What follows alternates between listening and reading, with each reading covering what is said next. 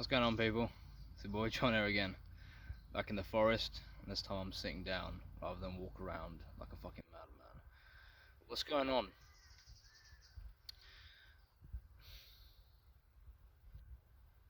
I think around day 76 or day 77, I can say that the large majority of the benefits that you get from NoFap have already come. Okay, they've already been internalized into who I am. And what I can say is, it's a new high. That's what it is. It's a new normal. When you first experience the benefits of being a human being again, or being a man again, it can be pretty exciting.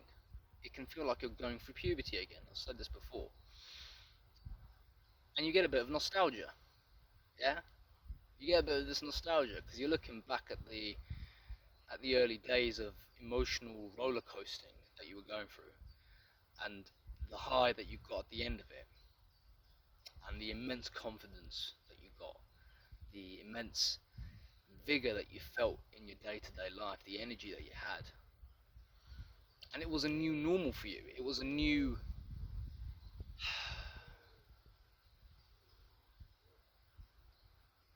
it was something new that you experienced, and it was exciting, and it felt like you were going from a boy to a man. So it felt pretty good, I ain't gonna lie. But around day 76, a lot of those benefits have become you now. They are who you are. Okay, you're this more confident person. You're this more social person.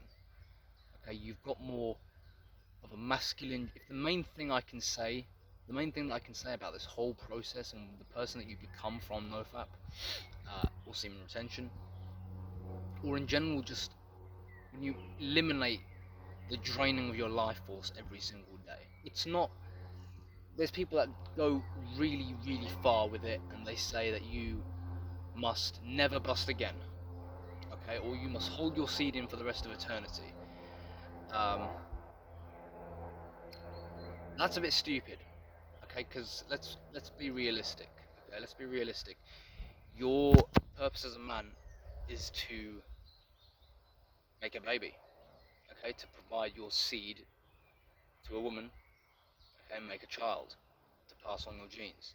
Okay, it is your biological imperative. Your biological drive is to do that. Your sex drive is the most powerful, potent force of energy that you have. Okay? You should only be releasing your seed with a woman. That's what you should be doing. You should never be releasing your seed when you're by yourself. If you're single, you should not be releasing your seed. Because when you're single, that's a time for you to be working on your purpose. When you're single, it's a time for you to be working on your work, doing what you're supposed to be doing, and cultivating that energy. Okay? Cultivating and utilizing the energy, the sex energy, which is the most potent form of energy you can ever imagine. Okay? And you fuel that into your work. But when you're with a woman, when you're with a lady, when you're with your girlfriend or whoever it is, you are absolutely permitted to release. I mean, you don't have to if you don't want to. It's not something that you have to do. For me personally, I only think you should be releasing if you're going to have a child, if you're going to make a baby. Okay. But a lot of people lose sight of what the journey is about. The journey is about getting to a new normal.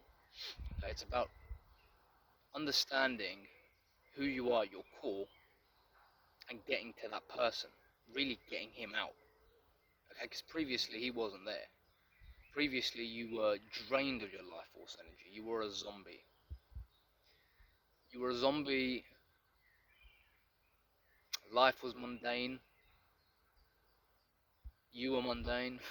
When you were socializing, you certainly weren't a social magnet, that's for sure. You can't be when you're draining yourself. You can't be. It's antithesis to what it means to be pumped filled with life energy. Okay, when you retain your seed, when you stop busting every day, when you stop jerking off every day, Okay, because here's the thing with jerking off. This is why I don't think jerking off or masturbating or any sort of self-pleasure, I don't think that, I really, really don't believe or even think that should be permitted at any level. I don't think healthy masturbation even exists. I don't think self-pleasure should ever be endeavored and touched, because it's a downward spiral. Because once you realize that you can touch yourself at any time you want and pleasure yourself at any time you want, all of a sudden you've got a instant reward system set up right then and there. If it's to porn or it's not to porn, it doesn't matter. You've got an instant dopamine reward system that's set up right between your legs that you can just touch whenever you want when you want to feel good. That's called weakness. That's what it is. It's called weakness. It's called indulging in unnecessary, unrewarded pleasure. And it's not right.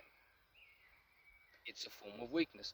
The same goes for eating food in excess, indulgence.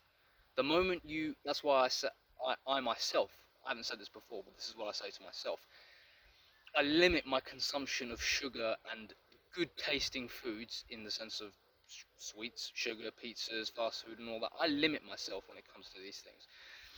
I was debating having one Hobnob biscuit yesterday, okay, because it had 71 calories in there, 72 or 76, I'm not sure. But it's sugar and it was unnecessary. I didn't need it. It's not a part of my normal diet. Okay, my normal diet is 3 square meals a day, healthy amount of carbs, healthy amount of protein, always looking at the calories, making sure I'm in a deficit. Because I'm still cutting. I've got a goal, a body weight goal and a body look goal that I want to get to. So my nutrition is number one. It's key. Okay, I know that it doesn't matter how many workouts I do, how many pull-ups or push-ups I do, how many runs I go for, that has less than 20% of a bearing on my actual body and the way it looks. The majority of what my body looks like is down to nutrition. It's down to nutrition and it's down to what food intake I've got, what I'm getting. So I have to be vigorous. I was debating having a Hobnob yesterday. And I know myself that if I was to have one Hobnob, if I'm to have it, I know that it's going to be a slippery slope down to a path that I'm not going to be conscious of. I'm going to have one Hobnob, then I'm going to have another, then I'm going to have another. Or I might have a Hobnob and then I might have a chocolate. Okay? One extra chocolate in the day, which I'm not supposed to have. And then I might have another chocolate, which I'm not supposed to have. And then the next day I won't have anything. Let's say I'll just be really harsh on myself and say I ain't going to touch any sweets, any sugar, because I'm not going to like the fact that I overindulge. But then a week even after, I might just say, let me get a bag of crisps. Let me get a bag of crisps and let me just eat half of it, or let me eat just a few. Sooner or later, I've gone down the same self-indulgent path that I was at before. And that's going to completely ruin my body goals, completely ruin my weight loss, completely ruin my muscle gain. It's going to completely ruin everything I've worked towards, because you can't trust yourself, okay? You can't trust your biological instinct, which is to eat all the good foods, eat all the sugar, okay, and have all the sex. Okay, and you're not actually having sex and you're not actually having good food. You're having facades of both. Both of them are a mockery of the real thing. Okay, healthy food, nutritious food is what you want to be, not overindulging in at all, but you want to be taking that in a moderate consumption. Eating sugar, that's just going to kill you. You want to have sex in a moderate consumption. Okay, you want a woman that you care about, a companion. Have all the sex you want with her, but again, keep it moderate, don't go crazy, but have all the sex you want. But when you fucking fap, or you wank, or you do something like that, now you're not going to be doing that in a moderate consumption. You are going to do that whenever you want, because there's no restriction. Which is why I said that in order to stop being a weak man or a boy, okay, because if you're a grown man past the age of 18, okay, that's legal, really, 16 I would say, even 14 I would say, you are now expected to behave and act like a man in a decent society.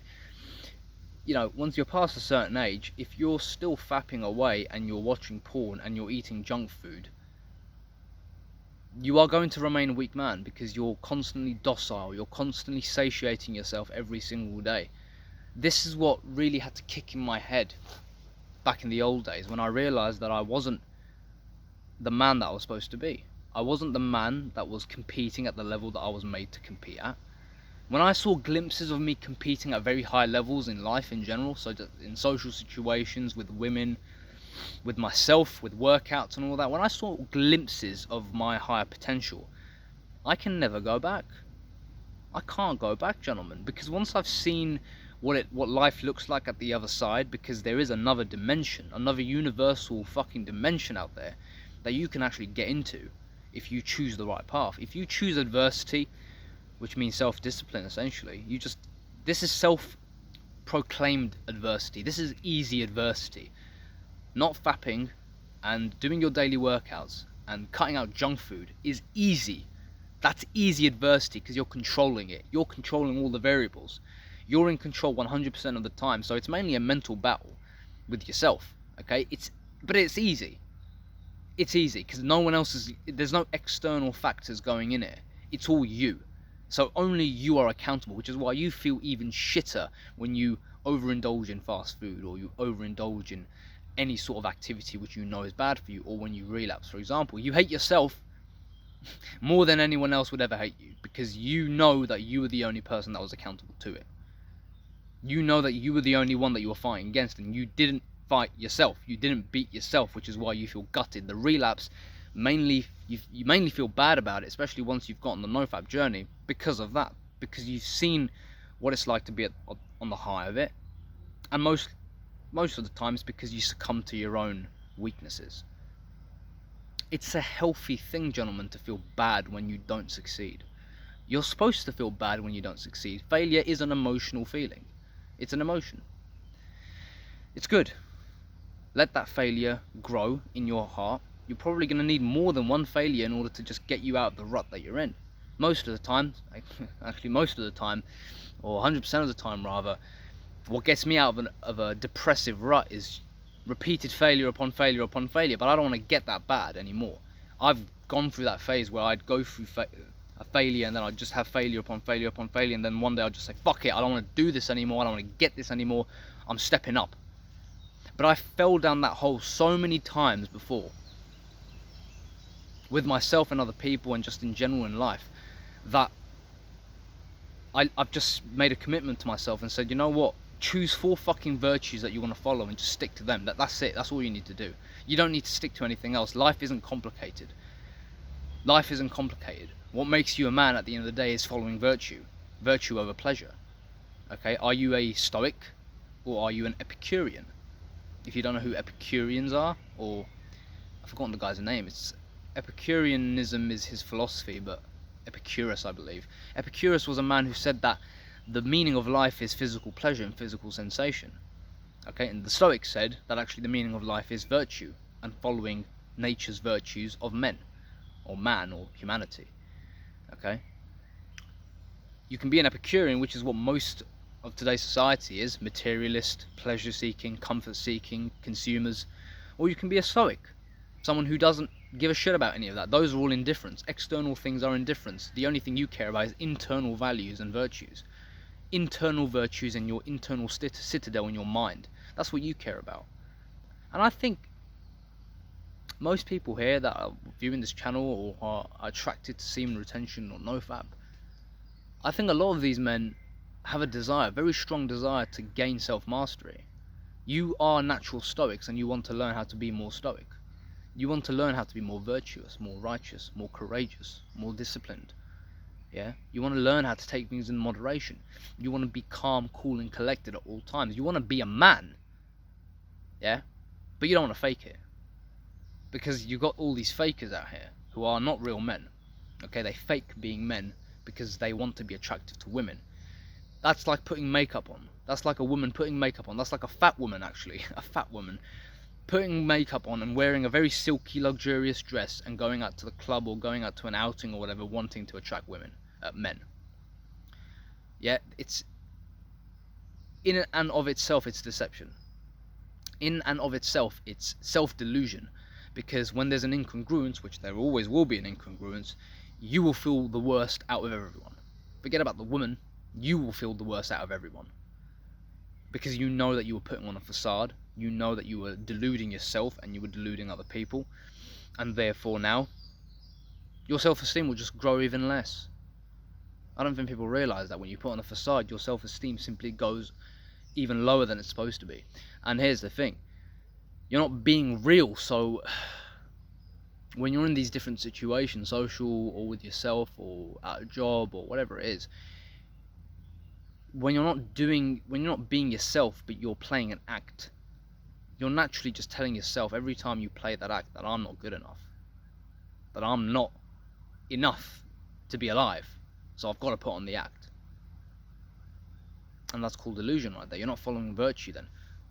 Follow the virtues, okay, and the rest of your life will come into formation. The rest of your life will just come as it's supposed to. You can't seek externals without having internal attributes first. You have to have the internal models inside, deep ingrained. Every day should be a day of discipline when it comes to focusing on what your inner virtues are. When you get those inner virtues ingrained, the externals will follow. The externals will simply come to you because you will be attracting them with your inner values. That's the secret to life, in my opinion. That's the secret to getting your perfect job, your perfect career, perfect job, whatever it is. You will attract it if you get your virtues in set. If you want to attract the perfect woman, the same thing goes. You need to get your virtues in set. You want to attract the perfect friends. Let's just get one thing out of the way, that there's no such thing as perfection, but you know what I'm saying. You want to attract certain people into your life, certain things, events, possibilities, opportunities, or whatever. You need to get your virtues in set. The way of men is virtue. Okay, and I really recommend, I'm not going to push religion or anything, but I really recommend that you read the Bible, because the Bible has a lot of virtue and morality in it. Okay, a lot of righteousness, a lot of things like that. You've got Marcus Aurelius' book as well, but the Bible is more of a, meditation is basically Marcus Aurelius' own thoughts about things and his own, can't really think of the word, his own meditations on events in his own life and his own thoughts and feelings and stuff. But the Bible is more of a moral, righteous instruction, and it has a higher power behind it. Okay, God, the Most High. And if you're not a believer, you don't have to be a believer, but for the sake of virtue itself, in and of itself, morality, the Bible is my dedicated source. It is. Would I say I'm a Christian? Not entirely. Do I believe in God? Yes. Do I believe in the Spirit of Christ? Yes, I do.